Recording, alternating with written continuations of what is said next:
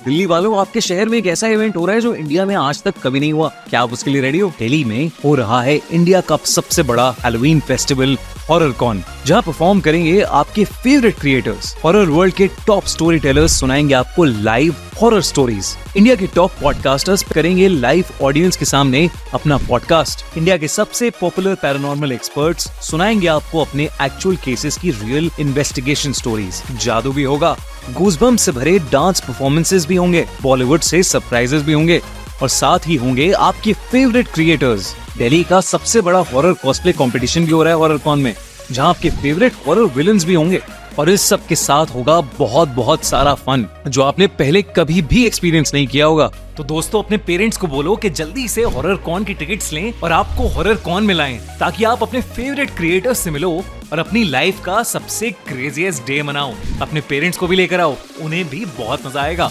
Tickets की link pin comment में है, तो जल्दी से बुक करो।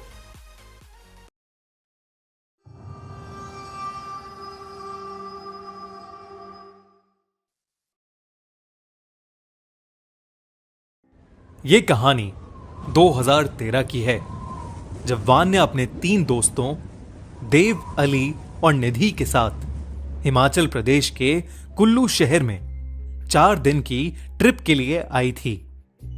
उनकी ट्रिप के आखिरी दिन दशहरे का त्योहार था और कहते हैं कि कुल्लू का दशहरा पूरे इंडिया में बहुत फेमस है। इसलिए वान्या ने अपने दोस्तों से जिद करी कि अपने घर दिल्ली जाने से पहले वो ये मेला देखना चाहती है। सब खुशी खुशी मान गए और अपना सारा सामान गाड़ी में रखकर मेले के लिए निकल गए। वो अब मेले से कुछ ही दूर थे कि उन्हें लगा कि जैसे उनकी गाड़ी के टायर के नीचे कुछ आ गया हो। अली गाड़ी से उतरा और उसने देखा कि वो एक चौराहे पर खड़े थे और उनकी कार के टायर के नीचे एक मरी हुई काली बिल्ली और एक नींबू पड़ा था। अली ने यह बात सबको बताई। अली को लग रहा था कि उनके साथ किसी ने कोई मजाक किया है। निधि और देव भी अली की बात से सहमत हो गए, पर वान्या को कुछ अजीब सा इंट्यूशन आ रहा था, जैसे कुछ गलत होने वाला हो। वान्या किसी को कुछ बताती उससे पहले ही अली गाड़ी में बैठा और गाड़ी चलाने लगा। वो लोग कुछ ही दूर पहुंचे थे कि उनकी गाड़ी अचानक से रुक गई। देव ने बाहर निकलकर देखा तो गाड़ी का वही टायर फट गया था जिसके नीचे वो बिल्ली और नींबू आए थे। ये देखकर सबने डिसाइड किया कि मेला थोड़ी ही दूर है और वो चारों वहां तक वॉक करके चले जाएंगे। चलते चलते निधि को फील हुआ कि जैसे उसे कोई वापस गाड़ी के पास बुला रहा है और वो बार बार पीछे मुड़कर देखने लगी। वान्या के साथ साथ चलते हुए देव ने नोटिस किया कि वान्या के जूतों पर खून लगा है।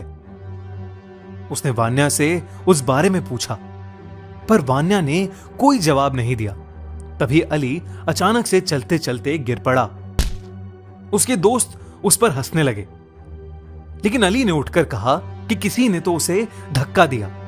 सब ये सुनकर थोड़े हैरान हो गए, क्योंकि उन चारों के अलावा वहां कोई नहीं था। तभी दूर से उन सभी को वान्या के चिल्लाने की आवाज आई। उन्होंने पलट कर देखा तो दूर पीछे से वान्या भागती हुई आ रही थी। ये देखते ही देव, निधि और अली के पैरों तले जमीन खिसक गई। जो वान्या उनके साथ अभी तक चल रही थी, अब वहां नहीं थी। असली वान्या आकर अपने दोस्तों से पूछने लगी कि वो उसे गाड़ी में क्यों छोड़ आए थे। ये सुनकर निधि अचानक इतना डर गई कि उसके बुरी तरह पसीने छूटने लगे और वो वहीं खड़ी जम सी गई। देव ने निधि से पूछा कि उसे अचानक क्या हुआ, तो उसने अपने हाथ से एक पेड़ की तरफ इशारा किया। उसी वक्त सबने उस पेड़ की तरफ देखा तो उन्हें उस पेड़ से उल्टी लटकी हुई एक औरत नजर आई। वो इतनी डरावनी थी कि उसे देखकर निधि तो बेहोश ही हो गई। उसकी आंखें बिल्कुल लाल थीं, लंबे सफेद बाल, टेढ़े हाथ और सफेद साड़ी पहने हुए वो उन्हें देखकर मुस्कुरा रही थी। उसी औरत के साथ एक काली बिल्ली भी पेड़ पर बैठी थी। ये देखते ही वान्या, अली और देव बहुत ज्यादा घबरा गए और निधि को उठाकर वहां से भागने लगे। भागते हुए वो भीड़ से भरे दशहरे के मेले में पहुंच गए। वहां जाकर उन्होंने निधि को जगाया, पर वो डर के मारे एक सदमे में चली गई थी। उन चारों ने पूरी रात उसी मेले में बिताई और सुबह होते ही अपनी गाड़ी ठीक करा के वहां से निकल गए। वापस जाते हुए निधि की हार्ट फेलियर से मौत हो गई। कुछ दिनों बाद वान्या ने सबको बताया कि उस दिन वान्या ने देखा था कि निधि गाड़ी के बाहर कुछ देख रही थी। जब वान्या ने बाहर देखा तो उसे वही पेड़ दिखा जिस पर उस रात वो औरत लटकी हुई थी। उस पेड़ पर उसे वो औरत तो नहीं दिखी, पर वो काली बिल्ली वहीं बैठी थी। निधि उसी काली बिल्ली को देखे जा रही थी। अचानक उस काली बिल्ली को देखते देखते निधि की आंखें लाल हो गई थीं। निधि वान्या को देखकर वैसे ही मुस्कुराए जा रही थी जैसे उस रात वो औरत मुस्कुरा रही थी। उसके कुछ ही देर बाद निधि हार्ट फेलियर से मर गई। उस दिन निधि को देखकर वान्या इतनी डर गई थी कि वो किसी से कुछ बोल ही नहीं पाई और उन तीनों ने अपनी प्यारी सी दोस्त निधि को हमेशा हमेशा के लिए खो दिया। ये खौफनाक किस्सा वो तीनों शायद जिंदगी भर नहीं भूल पाएंगे। और अगर आप कभी उस रास्ते से कुल्लू जा रहे हो तो उस सफेद साड़ी वाली औरत और उस काली बिल्ली से सावधान रहें। The kidnapper. समीर एक न्यूज रिपोर्टर था और उसके टीवी चैनल वालों ने उसे स्पेशल कवरेज के लिए एक गांव में भेजा था। उस गांव में हर साल दशहरे और नवरात्रों के दौरान काली माता की एक महापूजा की जाती थी। उस पूजा में एक मेला लगता था जिसकी वजह से गांव का कुछ अलग ही माहौल रहता था। समीर जब वहां पहुंचा तो मेले की रौनक को देखकर दंग रह गया, पर इतनी रौनक और शोर शराबे के बीच में वहां एक भी बच्चा नहीं था। उसने वहां रहने वाले कुछ लोगों से बात की तो उसे पता चला कि पिछले 1 महीने से रात के समय बहुत से बच्चे मिस्टीरियसली गायब हो रहे थे। गांव के लोग इस वजह से काफी डरे हुए थे, इसलिए कोई भी अपने बच्चों को उस मेले में नहीं लाया था। कुछ देर तक मेले में ही घूमने के बाद समीर अब वहां से घर की तरफ निकल रहा था। अपनी बाइक को स्टार्ट करते ही हेडलाइट की रोशनी में समीर को एक छोटी लड़की दिखी। वो लड़की वहां बस शांति से खड़ी हुई थी। समीर जैसे ही उसके पास जाने लगा, एक आदमी तेजी से उस बच्ची को उठाकर जंगल की तरफ भाग गया। ये देखकर समीर के होश उड़ गए थे। वो जल्दी से अपनी बाइक पर बैठा और उस आदमी का पीछा करते हुए घने जंगलों में पहुंच गया। समीर को वो आदमी कहीं दिखाई नहीं दे रहा था, पर उसे थोड़ी ही दूर से एक रोशनी आती दिखाई दे रही थी। समीर अपनी बाइक वहीं छोड़कर उस रोशनी की तरफ चला गया। उस रोशनी की तरफ चलते चलते वो एक छोटे से गोडाउन के सामने पहुंच गया था।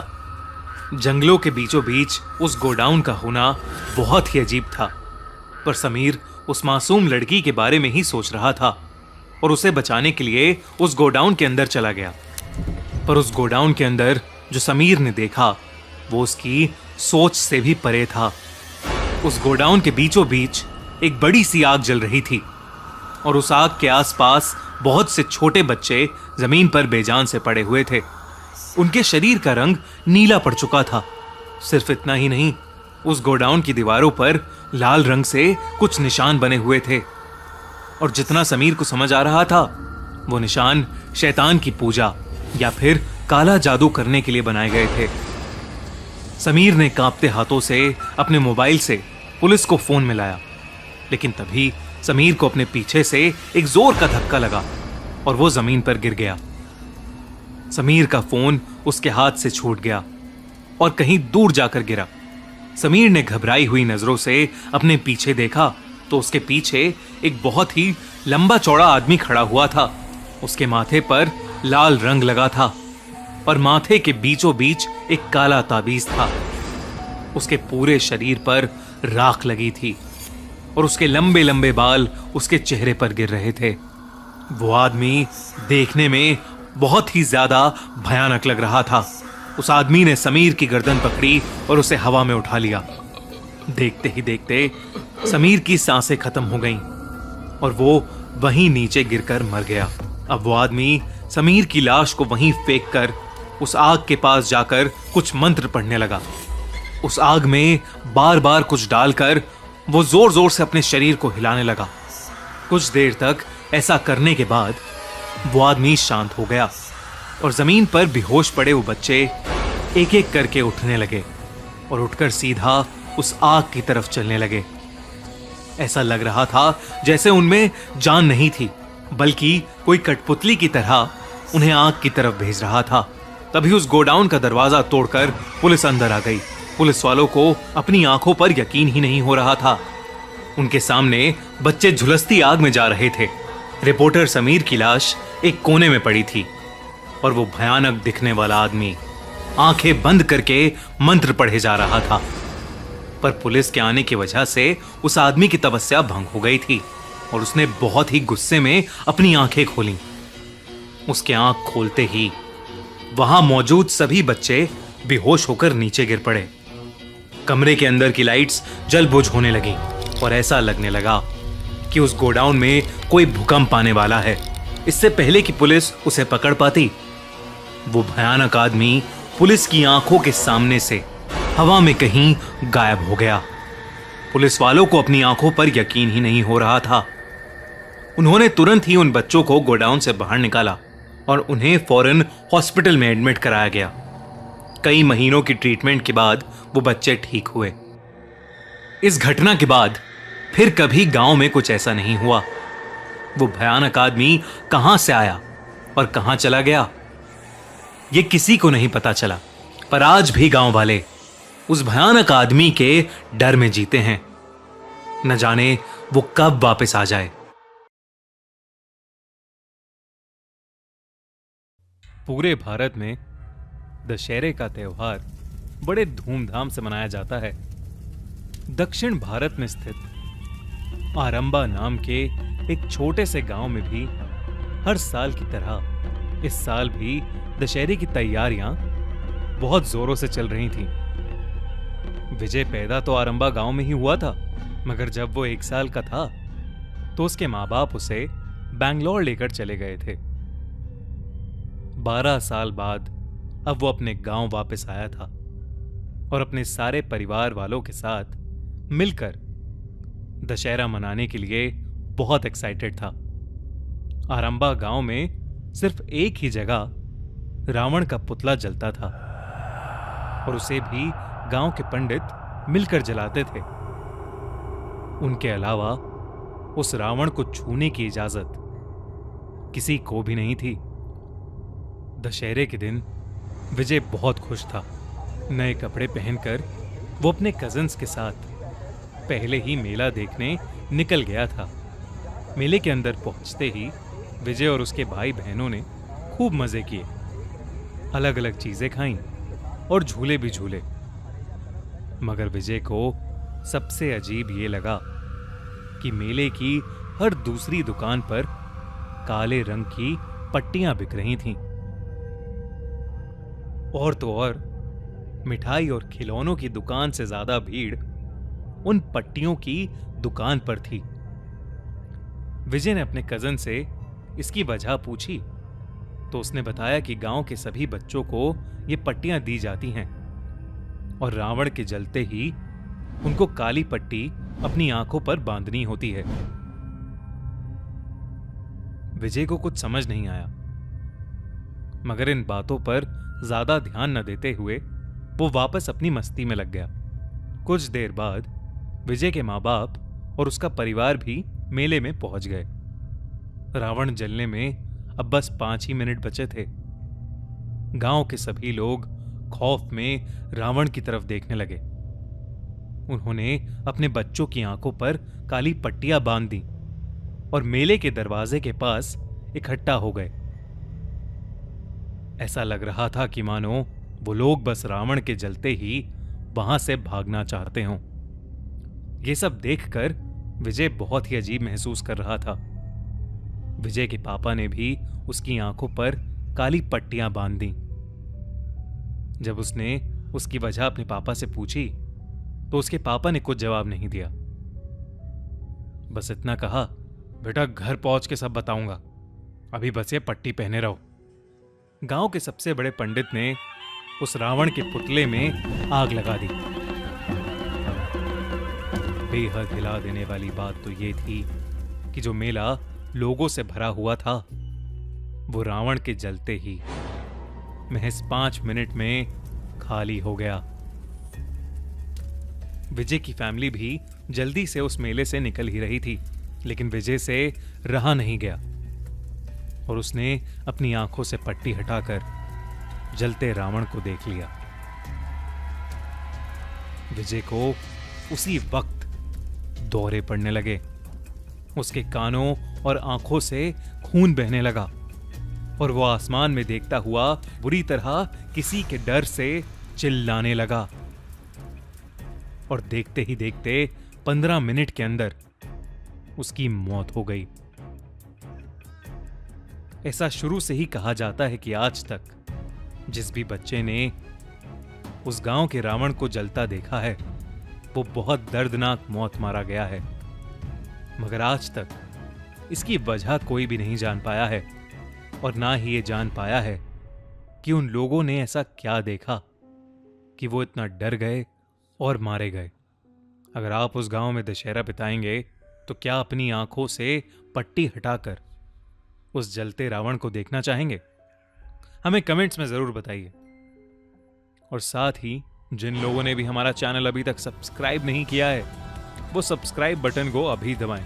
और हाँ, हमारी लेटेस्ट वीडियोस की सारी इंफॉर्मेशन के लिए बेल आइकन जरूर प्रेस करना।